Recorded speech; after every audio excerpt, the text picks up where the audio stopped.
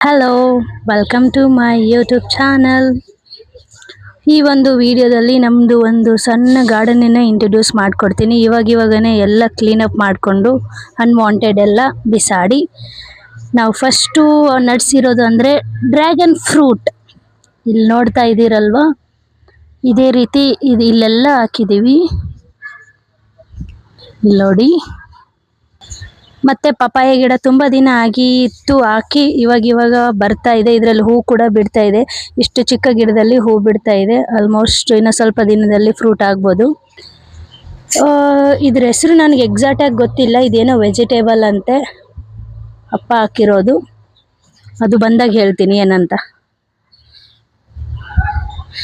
Normal ಆಗಿ ಸೀತಾಫಲ ತುಂಬ ವರ್ಷಗಳ ಹಿಂದೆನೇ ಹಾಕಿರೋದು.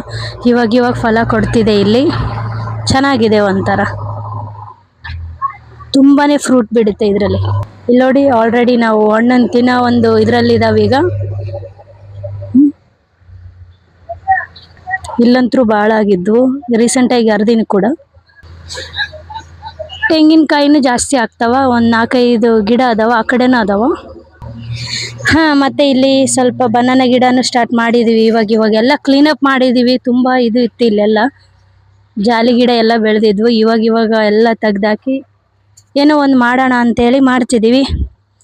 ಮುಂದೊಂದು ದಿನಗಳಲ್ಲಿ ಯಾರಿಗ್ ಗೊತ್ತು, ಬನಾನಾ ಗಿಡ ದೊಡ್ಡದಾಗಿ ಅದರಲ್ಲಿ ಬನಾನಾ ಹಣ್ಣೆಲ್ಲ ಬಿಟ್ಟಾಗ ನಿಮ್ಗೆಲ್ಲರೂ ಕರ್ಕೊಂಬಂದು ಕೊಡ್ತನಂತ. ಇಲ್ಲಿ ನೋಡಿ, ಅಲ್ಲಿ ತನಕ ಹಚ್ಚಿ. Thank you so much for watching.